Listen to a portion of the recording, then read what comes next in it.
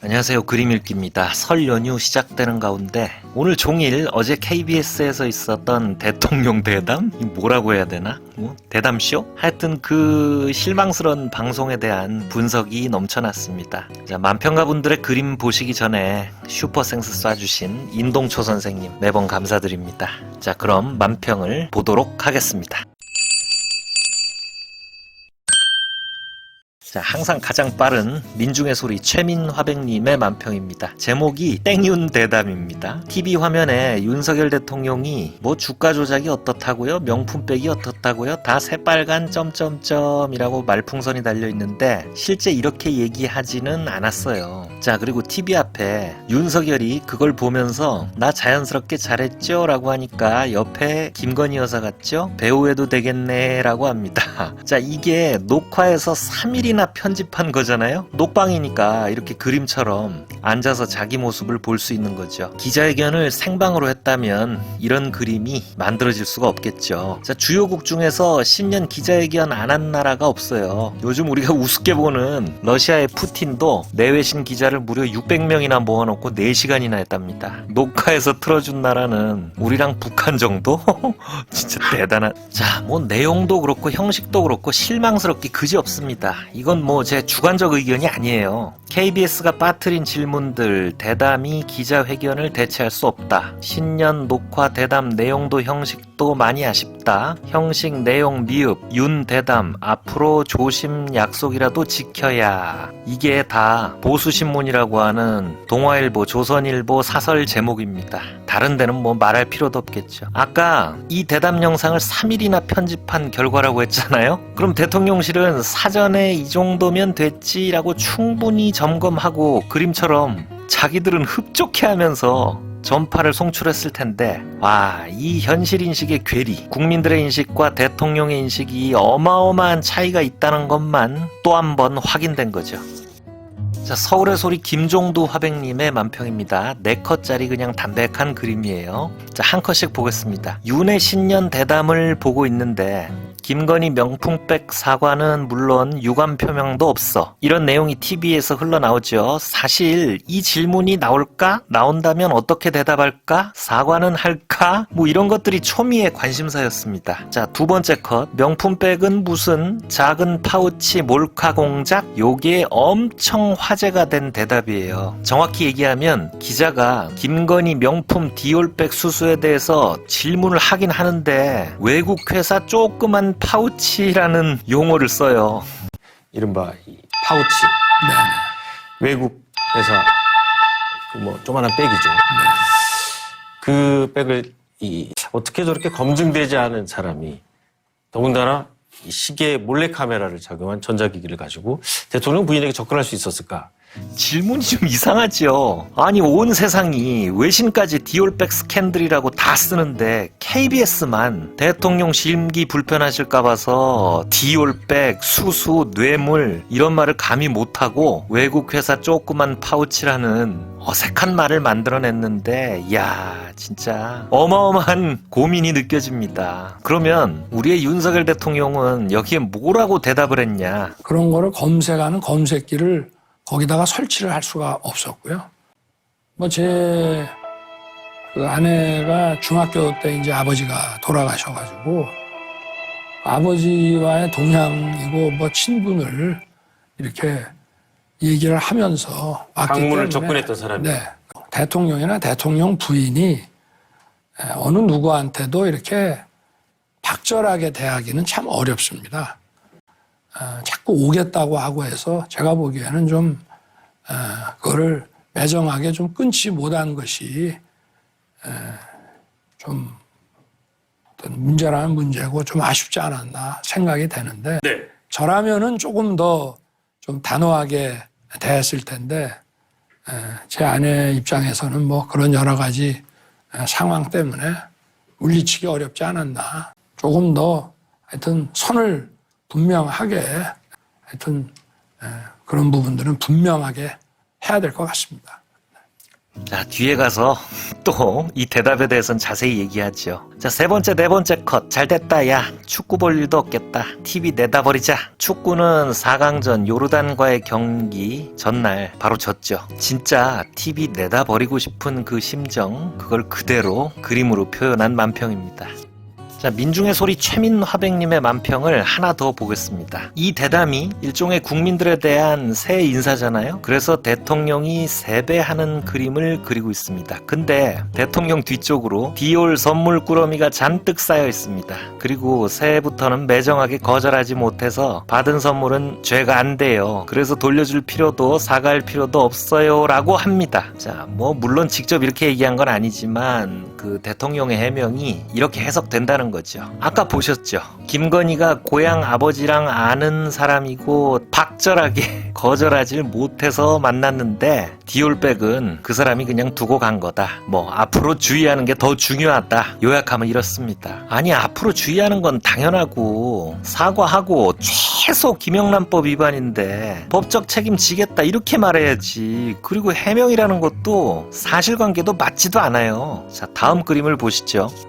자, 언제나 강력한 오뎅96 전종원 화백님의 만평입니다. 윤석열, 김건희 부부가 새해 인사를 나란히 하려고 하는 그림입니다. 그림은 예쁘네요. 위에 정성 가득 설 선물이라고 쓰여 있죠. 근데 김건희 여사 손에 디올 선물백이 들려 있습니다. 그리고 밑에 주거 침입으로 센스 있게 전하세요 라고 쓰여 있습니다. 대통령실은 디올백을 주고 몰카를 찍은 최재형 목사님을 주거 침입죄로 고소한 상태입니다. 콘텐츠에서의 보안 검색은 여러 단계를 걸쳐 이루어졌습니다. 먼저 코바나 콘텐츠 앞에서 대기하던 경호 인력들이 사전 약속된 사람이 맞는지 신분 확인을 했습니다. 시간에 약속됐거든요. 도착했다는 거 전화 한 통만 좀 부탁드리고. 신분 확인이 되자 코바나 콘텐츠 안에서 보안 검색이 시작됐습니다.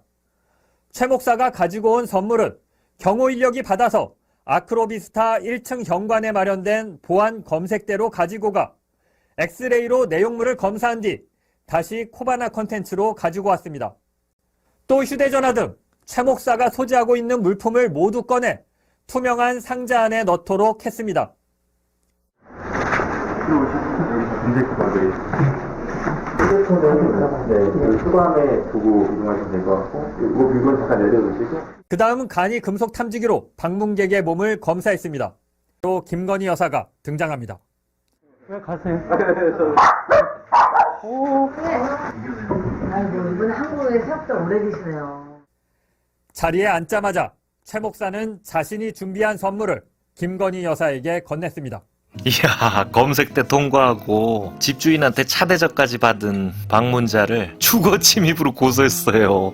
야, 자, 다시 그림을 보시면 김건희가 깨톡 예약 필수라고 말하고 있죠. 서민용 의류를 이제 구입해서 사진을 찍어서 보냈을 때는 아무 반응이 없을 때 명품 선호하는 분이 맞구나, 그런 생각을 했고. 최 목사는 면담 요청도 여러 차례 했습니다. 하지만 김건희 여사는 읽은 뒤 반응을 보이지 않는 경우가 많았습니다. 최 목사는 대통령 취임 이후 총 5차례 선물을 준비했고 10여 차례 면담 요청을 했습니다. 이 중 딱 2번 명품 선물을 준비했을 때만 김건희 여사와의 면담이 이루어졌습니다. 그러니까 카톡으로 한 뵙자고 문자를 보냈는데 계속 응답이 없다가 명절 선물 사진을 보내니까 바로 날짜가 잡혔다는 얘기죠. 이게 대통령 해명처럼 박절하지 못해서 마지못해 만나준 건가요? 아니, 모르는 사람들은 진짜 그런 줄 알까 봐서 제가 조바심이 나서 다시 보여드리는 거예요. 야, 그러면 이제 야당 대표 이재명 대표도 대통령이 줄기차게 안 만나주고 있잖아요. 김건희 씨한테 카톡으로 명품 선물 사진 보내시고 예약을 하시면 아마 박절하지 못해서 회담이 성사되지 않을까. 야, 이 빨리 민주당 홈페이지 가가지고 이 정책 제안해야겠네.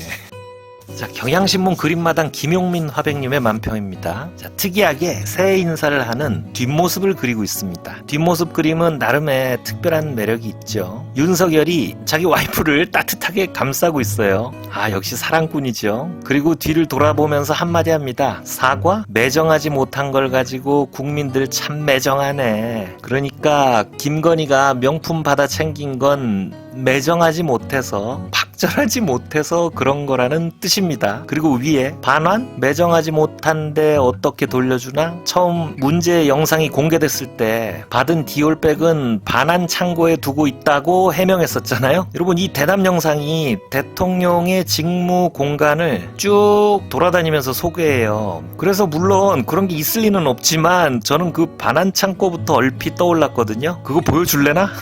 물론 당연히 안 보여줬죠. 뭐 주로 해외 순방 때 받은 선물 같은 거 자랑하고 말았는데, 제가 그림 읽기잖아요. 그래서 이제 이 대담 영상에서 벽에 걸린 그림이나 글씨 같은 게 이제 눈에 띄더라고요. 자, 그런 걸 한번 둘러보도록 할게요. 네. 여기 지금 이제 병풍이 있는데 이거는 네. 어떤 글을 써놓은 거죠?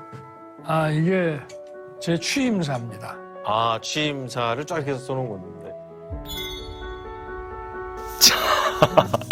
여기가 장관들하고 국무총리 불러놓고 회의하는 국무회의실 입구입니다. 여기 자기 취임사를 10폭짜리 병풍으로 만들어서 세워뒀어요. 야, 근데 이제 글씨가 좋아서 저는 깜짝 놀랐는데, 다행히 이제 낙관을 보여주더라고요. 당연히 이건 뭐 윤석열 본인이 쓴 건 아니죠. 월정 정두진 선생님이 쓴 글씨입니다. 주로 나주 광주 지역에서 활동하는 서예가입니다. 87의 연세에, 야, 이 엄청난 걸 이렇게 쓰셨죠.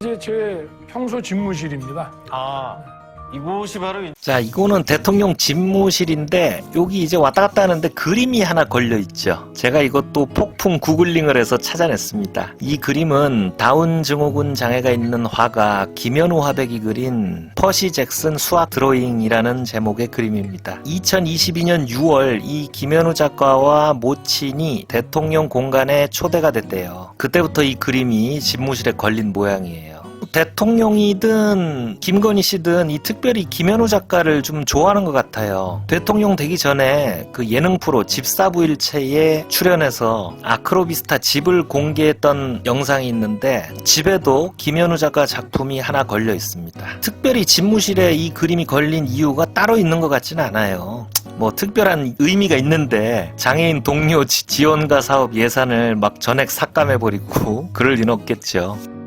자, 인터뷰실의 저 뒤쪽에 병풍이 눈에 띄죠.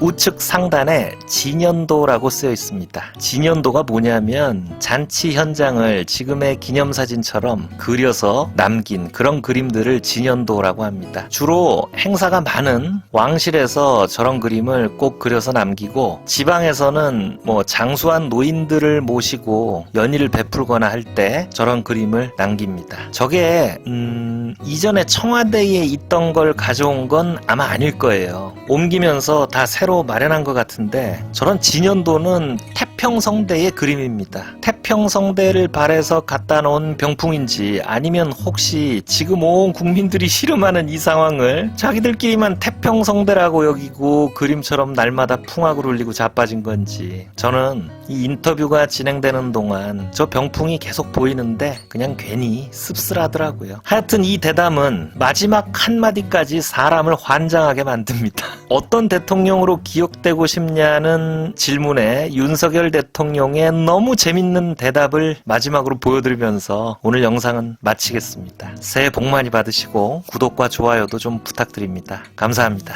국민들에게 어떤 대통령으로 기억되길 바라세요? 어린이를 많이 아낀 좀 그런 대통령, 좀 따뜻한 대통령, 또 과학기술 발전을 통해서 좀 미래를 준비한 대통령, 뭐 이런 인상을 가지셨으면